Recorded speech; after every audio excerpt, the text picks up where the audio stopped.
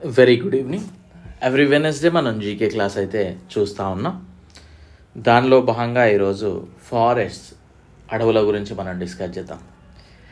ఇది especially central government జాబ్స్కి base చేసుకునే మనం క్లాసెస్ చెప్పుకోవడం జరుగుతూ ఉంది. సో అలానే అన్ని రకాల కాంపిటేటివ్ ఎగ్జామ్స్కి కూడా యూజ్ అవుతుంది. మొదటిసారి మీరు మన ఛానల్ ఫాలో అవుతున్నట్లయితే అదర్ క్లాసెస్ కూడా చూడండి. నచ్చితే సబ్స్క్రైబ్ చేసుకొని బెల్ ఐకాన్ క్లిక్ చేయండి. అండ్ టెలిగ్రామ్ ఛానల్లో జాయిన్ అవ్వండి, ఇన్స్టాగ్రామ్ ఫాలో అవ్వండి. మన యొక్క యాప్ లాస్ట్ బెంచెస్ హబ్ అనే యాప్ని డౌన్లోడ్ చేసుకోండి, లింక్ డిస్క్రిప్షన్లో ఇచ్చాను. ఓకేనా? సో చూద్దాం ఒకసారి. మన యొక్క యాప్లో Indian polity, static GK, basic computer and అప్లికేషన్స్కి సంబంధించి ఎంసీక్యూ ఈ 100% కంప్లీట్లు అయిపోయాయి. Chemistry and science school books 90% అయిపోయింది. And arithmetic railway course so కాలేదు, బట్ వీలుంటే చేయడానికి ప్రయత్నం చేస్తూనే ఉన్నాను. ఖచ్చితంగా ప్రాపర్గా ప్రిపేర్ అవ్వండి, చాలా ఉపయోగపడుతుంది. మీరు పెట్టిన 1 NPకి న్యాయం అయితే జరుగుతుంది. ఓకేనా? సో తీసుకున్నామా పక్కకు పడేసామని కాకుండా ప్రాపర్గా ప్రిపేర్ అవ్వడానికైతే ప్రయత్నం చేయండి. సో చూద్దాం. Coming to the class, forest.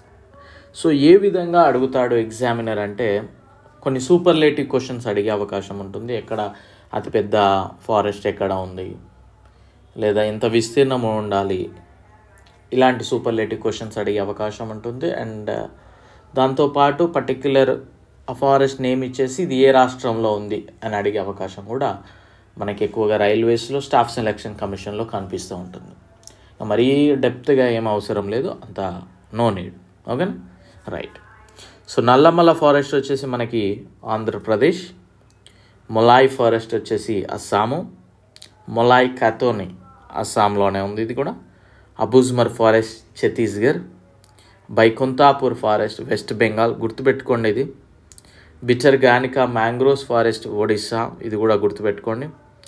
Naimisha forest Uttar Pradesh, Kukrail forest Uttar Pradesh, Gir forest Gujarat. ఈ గిర్ ఫారెస్ట్లో మనకి ఎక్కువగా ప్రముఖంగా చెప్పుకునే యానిమల్ ఏంటి అంటే ఏషియాటిక్ లయన్ అండి. ఆసియా సింహము ఎక్కువగా ప్రముఖంగా ఉంటుంది. And Bhavnagar Amreli forest Gujarat, New Amarambalam forest Kerala, Saranda forest Jharkhand, Vandalur forest Tamil Nadu, Nanmangalam forest Tamil Nadu, Jakkanari forest Tamil Nadu. So మనం ఈ ఫారెస్ట్తో పాటు నేషనల్ పార్క్స్ చదివినప్పుడు ఆ పర్టికులర్ పార్క్స్లలో ఒక స్పెషల్ యానిమల్ని ప్రొటెక్ట్ చేస్తూ ఉంటారు. సో అవి కూడా మనం ఎక్కువగా ఫోకస్ చేయాలంటే, ఇప్పుడు ఎగ్జాంపుల్ మనకి ఏషియాటిక్ లయన్ అనగానే గిర్ ఫారెస్ట్ గుజరాత్ గుర్తుకు రావాలి. ఈ ఒంటి కొమ్ము ఖడ్గమృగం అనగానే మనకి అస్సాం అది గుర్తుకు రావాలి.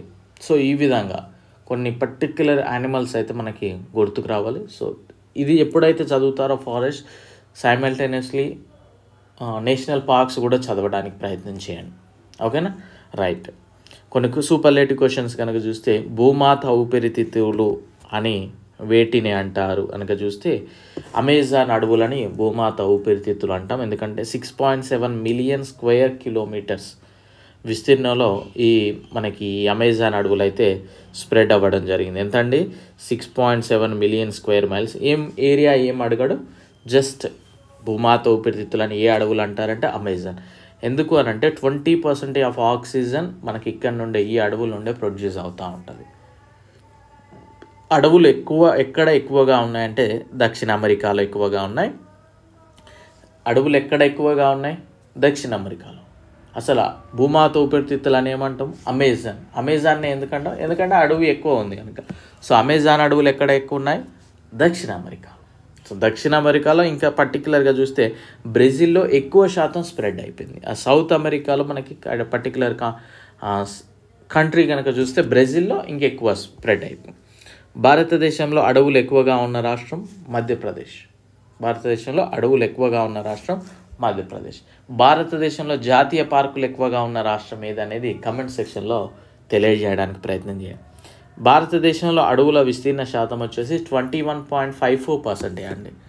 ఇది లేటెస్ట్ ఇన్ఫర్మేషన్ బేసిక్ తోటే 21.54%, including with trees, individual so on సోతో కలిపి 24.39%. యాక్చువల్గా భూ విస్తీర్ణంలో 33% అడవులే ఉండాలండి.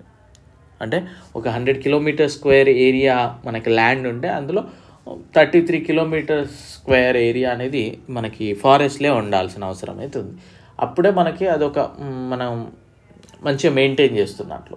సో ఇక్కడ మనకి ఇంక్లూడింగ్ విత్ ఇండివిజువల్గా చూసుకున్నా కానీ 25 అప్రాక్సిమేట్లీ 25 అంటే ఇంకా 8% మనం లోనే ఉన్నాం. సో ఈ విధంగా మనం గుర్తుపెట్టుకోవడానికైతే ప్రయత్నం చేయండి. సో ప్రాపర్గా చదవండి అమ్మ. నేను ఒకటే చెప్తా ఉంటా, ఎప్పుడు చూసినా బాగా నేర్చుకోండి.